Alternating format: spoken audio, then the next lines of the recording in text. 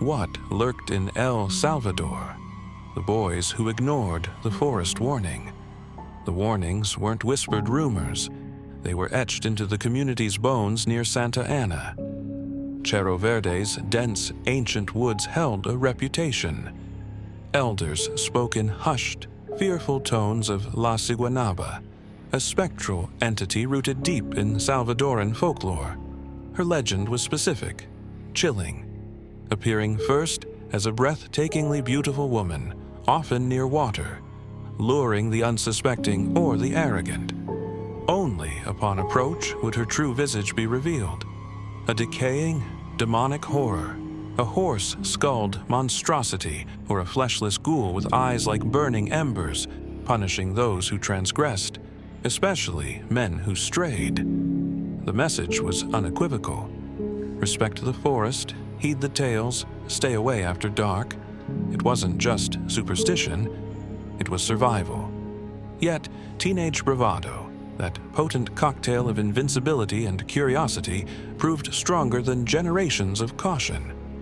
Fueled by dismissive laughter and the dare of the unknown, a group of local boys, Eduardo, Miguel, Juan, and others, deliberately crossed the threshold into Cerro Verde as dusk bled into night. They mocked the old stories, their voices loud in the encroaching gloom, a direct challenge to the silence of the trees. The forest, initially just shadowed and still, seemed to absorb their noise. Then, the shift was palpable, physical. The temperature plummeted unnaturally, a deep cold that cut through clothing and bone. An oppressive silence descended, swallowing their forced laughter and bravado whole. The familiar forest sounds, insects, distant animals, vanished, replaced by an eerie, watchful stillness. A thick, unnatural fog began to coil around the gnarled trunks and hanging vines, obscuring paths and distorting shapes. Eduardo, lagging slightly, saw her first. A figure, indistinct through the mist, radiating an unnatural allure. Silhouetted against the gloom, she seemed impossibly beautiful, drawing the eye. But as he stared, frozen mid-step, the illusion shattered. Before his disbelieving eyes, the beauty melted.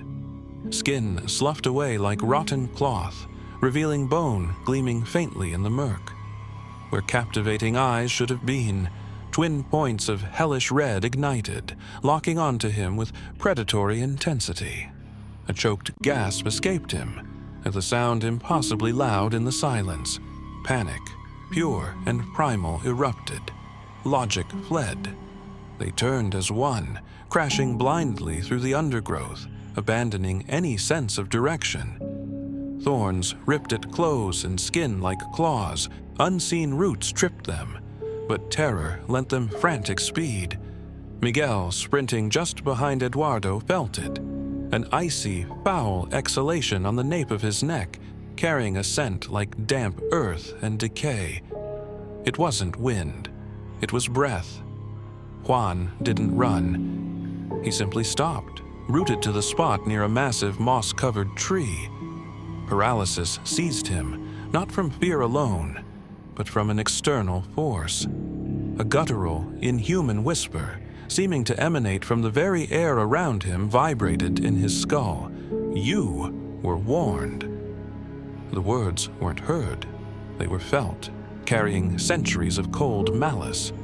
He remained there, a statue of terror, until his fleeing friends, realizing his absence, dragged him bodily away, his limbs stiff and uncooperative.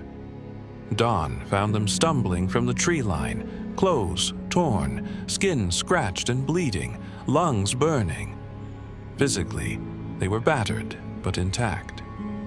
Medically, nothing explained their state, but their eyes, that's what chilled the investigators and villagers who found them. Not the wide-eyed stare of fright, but a profound, unsettling vacancy. A hollow look, as if something vital had been scooped out. They huddled together, shivering despite the morning warmth, incapable of coherent speech about the entity. They refused, or were psychologically unable, to name what they encountered. Details remain fractured, locked behind traumatized silence.